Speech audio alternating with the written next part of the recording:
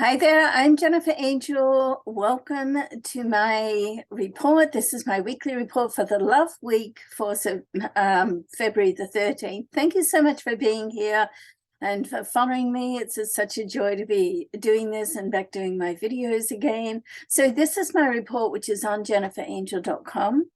On the horoscope page. So I'm going to go through it. So you can go there and read the report. It's actually on my blog page as well.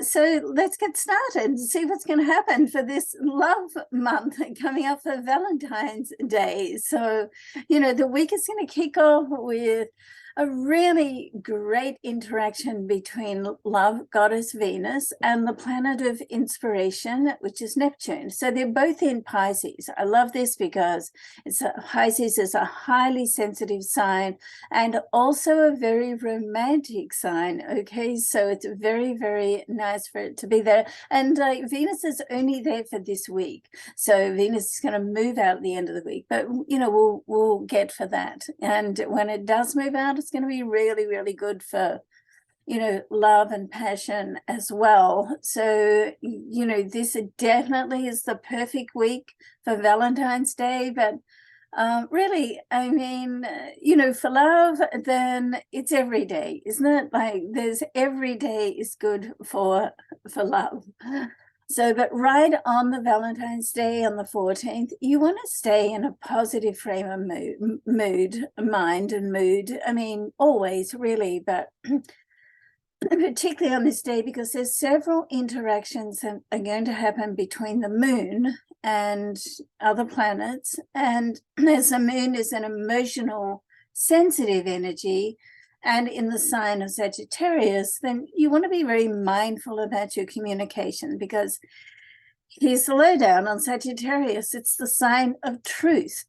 And the Sagittarian energy has been known to be, let's say, brutally honest. Okay, so, it's not the sign to sort of ask, does this outfit make me look chubby? If it does, then a Sagittarian is going to say, yeah, love, it does, So you want to be a little bit careful. I have a Sagittarian rising. It's got me into, a lot of trouble over the years. So on one side, it's great that, it's like the truth serum, honesty, but, it can get a little bit brutally honest. And that's not perhaps the best way to attract or draw a lover to you, right?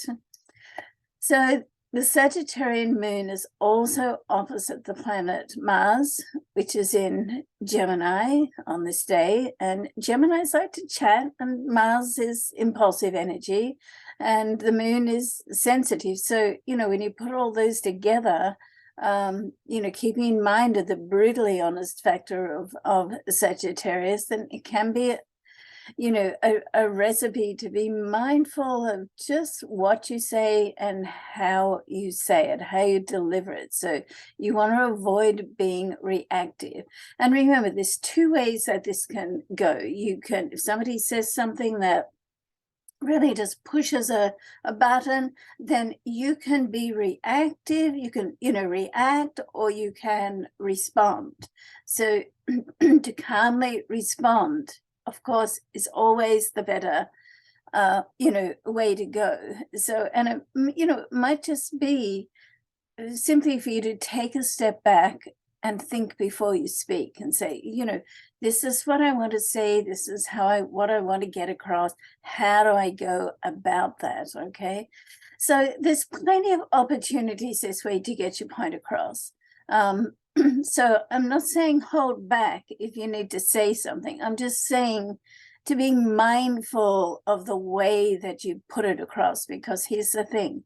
Your words, not just your words, but how you deliver and communicate that message can make all the difference to the outcome and how it's received by the other person. So, it's worth putting some thought to it, editing it, and just being mindful about that. Now, shortly after Valentine's Day, the sun is going to connect with Saturn in a conjunction. That's when it's an exact degree, And in this case, in the same sign. It can be out of sign as well. And it's in Aquarius. So this is a very powerful connection. With the best outcome of this being, it will help you be your true, authentic self, okay? And that's what we all want, because, you know, then we don't have to walk on eggshells. We don't have to wonder and, you know, right, what we're going to say all the time, how it's going to be taken. I mean, yes, there's thoughtfulness about how you put things across, but the more that you can be your authentic self in a relationship, the more that that person is able to accept and love you for who you are. If you're not showing that person your authentic self, then, you know, eventually it's going to come out, because that's who you are.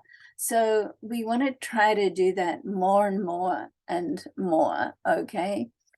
So, you know, and so let's have a look at this. So if one of the things that you want during this time, a long-term relationship, and, you know, most of us do want that, not everyone, you know, some people are happy being totally independent, but, you know, you can be independent and connected with someone. They're not totally, you know, separate. Anyway, so, you know, long-term relationships are favored right now with the Sun and Saturn. They can really start to open the door for this to take place, because that's the Saturn influence, okay? But also what comes with the Saturn influence is that a desire to sort of take over and control. Believe me, I know, because I am a Capricorn, so I am do have Saturn as my ruler. So, you know, Saturn's a strong planet. So you want to sort of be careful of that. Don't try to get in and take control, because what's the fun in all that, you know? It really sort of takes the fun out of it. Leave some sort of you know, leave some room there to be like spontaneous and surprised. And the other thing you want to keep in mind is that sometimes the universe just has a whole different timing schedule than you have, you know. So the best thing here is to firstly get clarity. What and who and what type of relationship do you want, okay? And then you want to put it out to the universe and stay focused on that. Don't stay focused on it, but at the same time, let it go. So you're not so like tied into it so tightly. Give the universe time to make it work and bring it back for you. And so your job is to get ready for love and to stay focused on it. Once you release it to the universe, the universal God, source energy, then it can start to manifest for you, okay? There's a lot happening this week, okay, and moving into the weekend. So, you know, let's go through some of the other things. So, you know, it's Mercury and Jupiter will be in a sextile. That's an astral interaction, which just opens the door for possibilities and opportunities, okay? We love that. Now, Jupiter is in the sign of Aries and Mercury is in the sign of Aquarius. Now, Aquarius brings the creativity, and Aries energy pushes it forward and puts it into action, because, you know, thought without action normally just stays as a thought, okay? So, so you want to first recognize the opportunity, grab it for yourself, say, put your hand up, say, yes, this is for me, and then start putting it into action.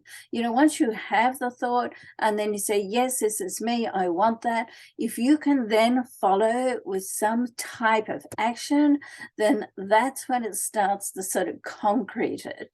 And that's when you're really sort of, you know, telling the universe that this is, you know, this is what I want, okay?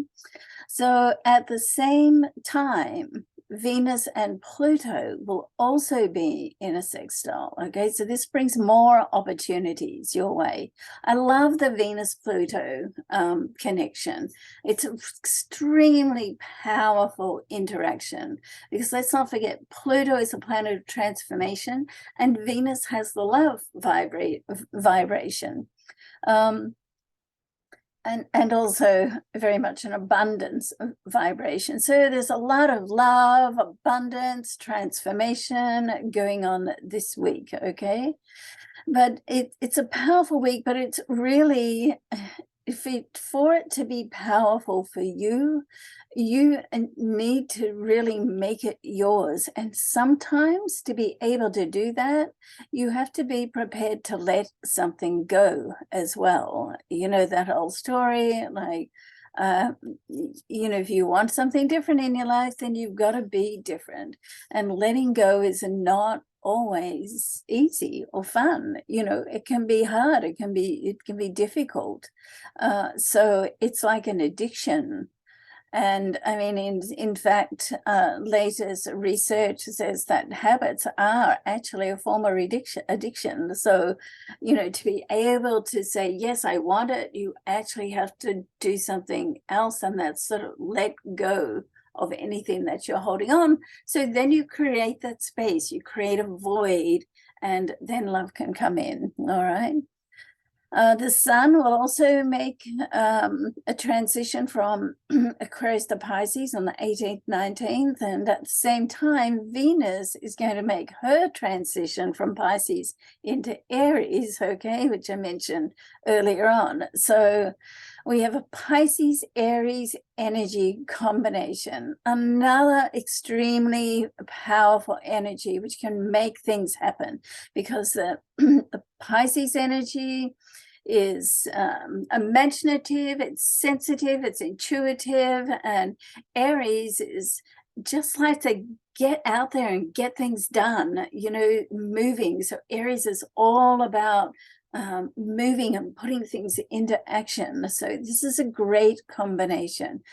Let's not forget that Aries is ruled by Mars, okay? And therefore, we've got that Venus-Mars energy sort of present as well. And Venus-Mars are the love duos of the zodiac, you know, Venus being romantic and Mars being more passionate. So, you know, so if things did not come together for you early in the week around Valentine's Day, as you'd hoped, because we had all that moon, you know, emotional moon energy sort of bubbling up, then don't lose hope, because, you know, the weekend looks pretty romantic for love connections, all right?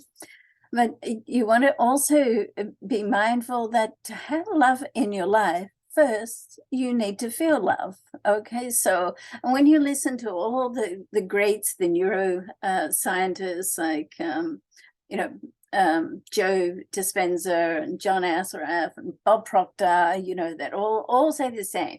If you want something in your life, you have to be that first. You have to step into that vibration first. And so I really believe it's the same with love. You've got to feel love first. Like if you're angry all the time, or pissed off with people, then, you know, how is that love vibration going to come in? Because it's opposite. There's no attraction there. So you know, whether it's your romantic partner or intimate partner, the little puppy dog, bless my little Yogi, went to the, you know, the Rainbow Bridge a few years back, or close friends or family, just embrace love. Try to like get into that gratitude, because gratitude is the same vibration as success and same vibration as love. So love, success, gratitude, you know, because the way to attract love is to feel love. So the more loving thoughts and loving interactions you can have with people and situations in life, and guess what, the stronger your love attraction vibration and energy is going to be, okay? So, you know, even if you're not in a relationship, or you're wanting to be in a relationship, or you want to, you know, just like practice love and loving and being loved too. Allow others to love you, okay? All right, so I hope you've enjoyed this week's planetary interaction. I mean, if I just go around the zodiac and look at Venus, so, you know, Mars, of course, you have Venus in your sign, so get ready for love. Taurus, it's in this. It's in your 12th house. So get in touch with your dreams, hopes, and wishes. And Gemini, you have Mars in your sign and Venus in your area of social engagement. So get out and be social. Get out and be social. Cancer, rather. And then we've got Venus in your career zone. So don't, give yourself a break. Okay. So it's not all about getting things tidied up and getting things in order and, getting things arranged. And Leo is in your area of soul love. So, don't settle. You want to look for the type of person you want. And it's all about like either letting go of the past so you can bring in and getting clear about what that is. All right. Virgo, it's in your Venus is in your solar 8th house. Be prepared to share more of who you are. So this 8th house is about a few different things, but for love, it's about intimacy. And I don't mean sex. I mean being able to share, really how you feel, your inner secrets with someone. Libra, well, Venus is right opposite your sign in your love zone. So, you're all about love. You're ruled by Venus. So just open up to love, okay?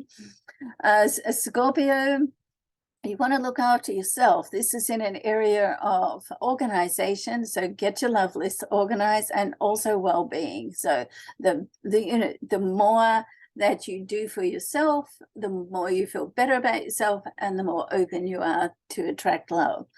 Sagittarius, this is in an area, 5th house area where love affairs can start, okay? So, put yourself out there on the dating market. And Capricorn, it's around your home and family. So, if you don't have if you're not in a relationship, reach out to those that you're closest with and give them some love. When you give love, you receive love, okay? Aquarius is in your 3rd house. So this is communication, creative. Call people you haven't heard from for a while. Tell them how special they are. And, once again, share your love. Pisces, it's in your 2nd house. Be careful of being possessive, okay? This is all about self-worth, this area. So the more that you love yourself, the less that you're possessive, and the more that you love yourself, the more that you can attract love, okay? All right, so thank you so much. Love to all of you. I hope you have an amazing week. Bye for now.